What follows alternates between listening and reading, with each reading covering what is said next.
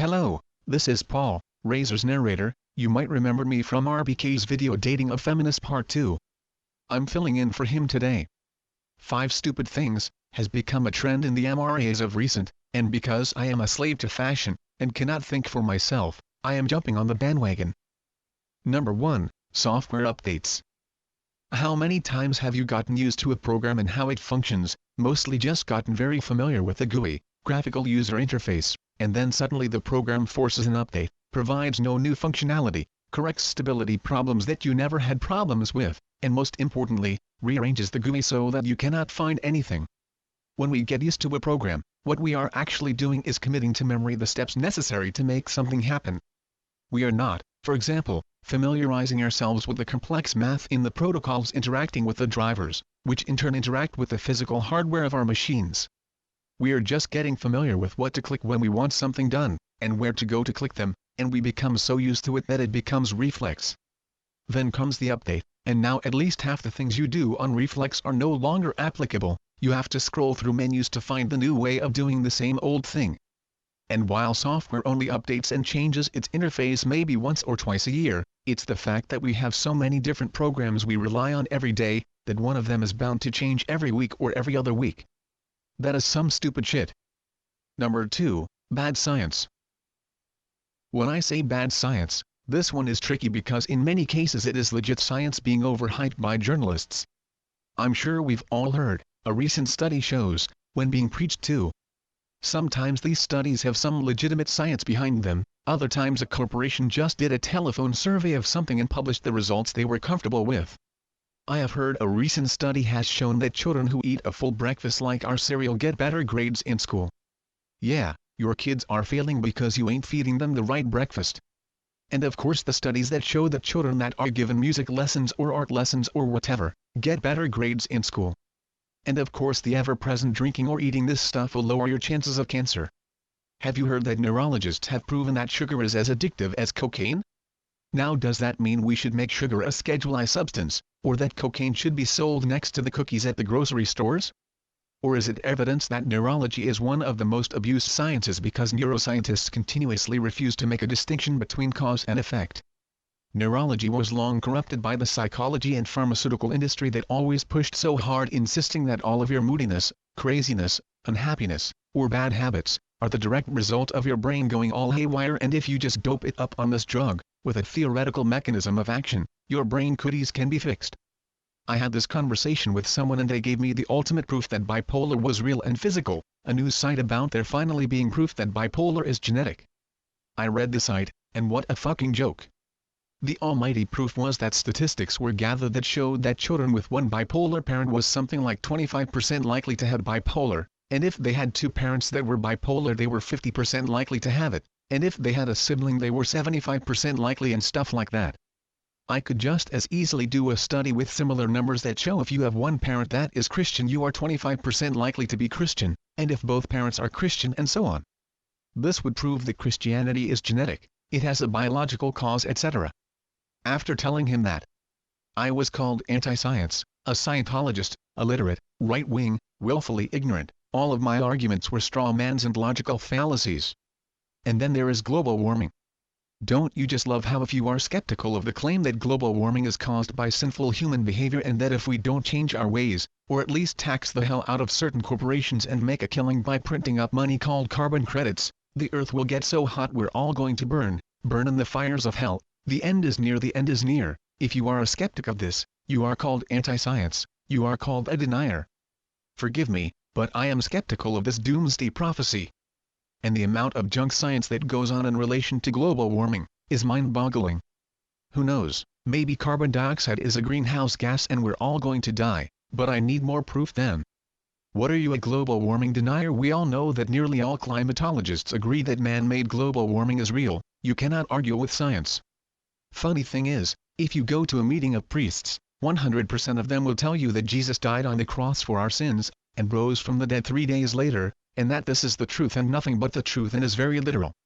Does this mean Christianity has been proven true simply because all the experts agree? Anytime a group of people are first indoctrinated to believe something, then peer pressured into reciting the dogma, and then paid damn good money to do so, you're going to end up with that group of people coming to the same conclusion. Number 3, LCD monitors. I recall when LCD monitors began getting marketed to the general population at a somewhat reasonable price. You see, people bought LCD monitors because it was new and therefore must be better.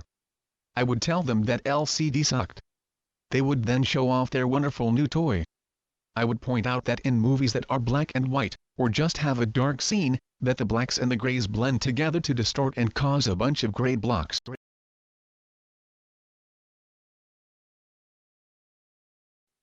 Or the fact that if you lean at all, the screen changes brightness, which even on good LCD monitors becomes annoying when doing careful work in Photoshop.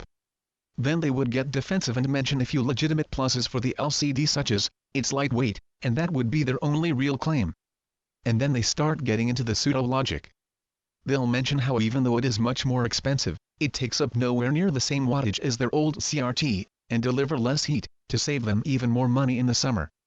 I argue by first exclaiming the heat from a CRT, while hot enough to blister your hand when touching any of the tubes, isn't all that high, because monitors typically run at 85 watts. And your average hair curling iron runs at 40, many curling irons do run at 85 watts, the heat output is no greater than a curling iron being left on. 1 watt equals 3.41 BTUs, thus 85 watts is 290 BTUs. A $35 space heater from Walmart typically runs at 1500 watts/5115 BTUs. So that's 1/17 the output. And by all that logic you'd be losing money in the winter to compensate for the saving in the summer. And I just love it when people tell me that one 1500 watt electric heater produces more heat than another, or it juices infrared, or heats up oil, or some convoluted medium that is still powered by electricity, thus cannot possibly by the laws of thermodynamics generate more than 3.41 BTUs of heat per watt. So after their pseudo-scientific rationale is over, they then mention that it doesn't flicker and have that eye-straining strobe effect. I then ask them to show me what the hell they are talking about. They turn on their old CRT, and show me how the picture looks dim and visually buzzes. So in about 7 clicks of the mouse I change their screen resolution to something sensible, then change their refresh rate from the default 60 Hz to a respectable 85 Hz, then with a few more clicks adjust the size, color, and contrast. Then they hate me forever. But I currently own a rather decent monitor with a native display of 1920 x 1040, and thus I get 16:9 ratio. It's nice and small and, I miss my 21-inch CRT Samtron. Number 4, people who think buzzwords and catchphrases are arguments. Number 4, people who think buzzwords and catchphrases. Wait a minute, what the hell? Kate, is that you? Yes, it's me and it's my turn to read. No way, this is my episode, an episode of my very own. Why should you get an episode to yourself? Because I'm Razor's right-hand man. Then you've spent more time on his cock than I have. Just give me one of these things to read, and then I'll be out of your hair. Fine. Now what I am referring to is the people who say strawman and logical fallacy at the beginning, middle and end of every damn argument they have. These people insist that your best argument is a strawman, because they say so apparently. And the only reason they are even arguing is because you committed a logical fallacy, which they seem to either not know what a logical fallacy is, or they never actually get around to explaining what part of your argument is the logical fallacy. I guess if we were intelligent people, we'd just be able to figure it out. Of course, if we were intelligent people we wouldn't have made the logical fallacy to begin with, therefore having it pointed out and explained would be Jim fucking dandy. Now this shit comes out of the atheist community. I don't know which goddamn YouTuber it was that started it, probably the amazing atheist, Thunderfoot, or Tooltime9901 arguing Venomfang X, who did in fact argue with nothing but logical fallacies and circular logic, which is a type of logical fallacy actually. You see, when the atheist would argue people on the topic of religion, in the beginning it was a very scientific versus creationist sort of argument, and for one reason or the other, creationists did have a propensity for the fallacious. At any rate, this led to the words logical fallacy being blasted from the mouth of every newcomer in the YouTube atheist movement. And then that shit spread into social activism, since at least half the fucking YouTube atheist activists were just cultural Marxist liberal asses whose only real beef with the Christian Bible is it wasn't white guilt enough, not homo-friendly enough, and dared to actually lay down rules that were different for men and women.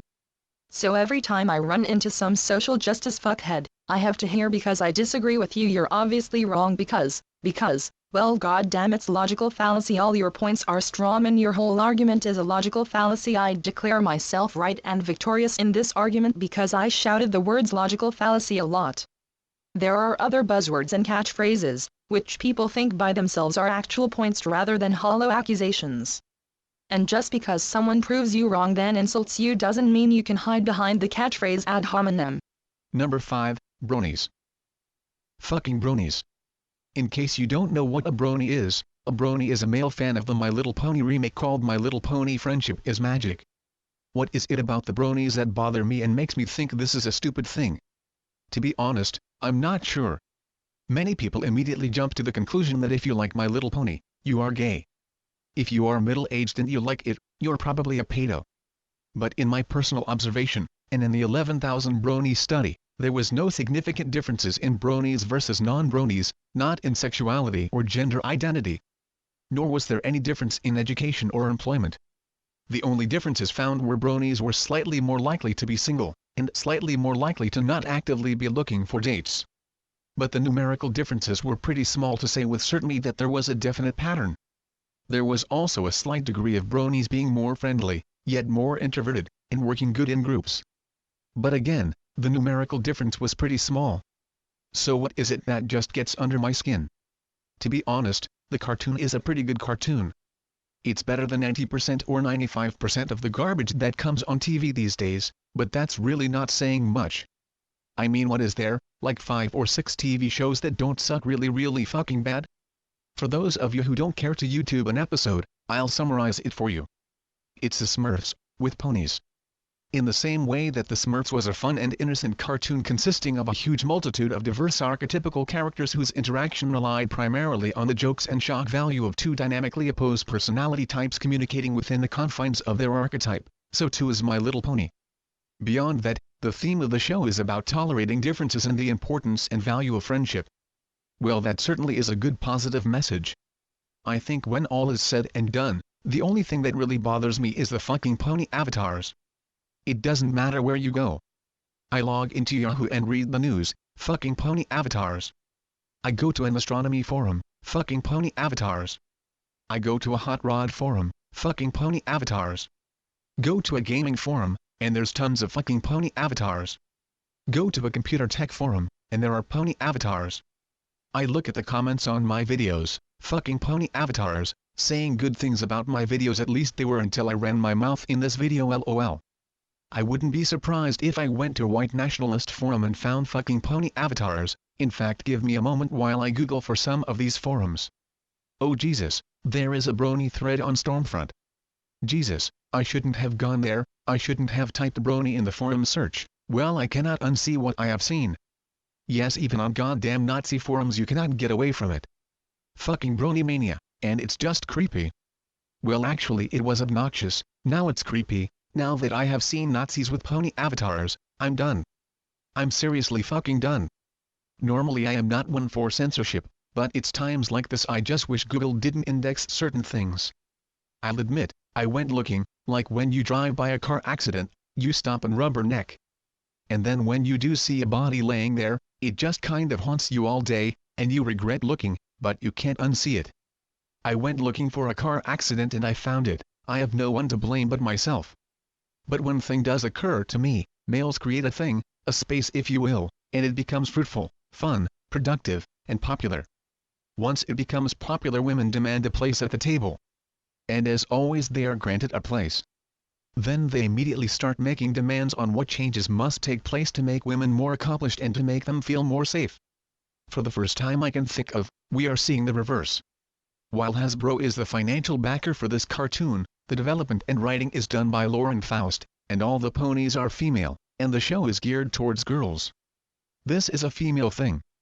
Yet males poured into it very quickly. The great difference here is, the male audience has not made a list of demands, nor insisted upon male characters. The male fans like the show just the way it is. Perhaps there is a lesson to be learned for girls. Perhaps women could learn that while you are welcome to be a part of that which men create, you shouldn't turn their invention into all about my vagina. If indeed this lesson does get learned, bronies might be a good thing. Now if you'll excuse me, I have to cry. I know I am going to have nightmares about Hitler and ponies.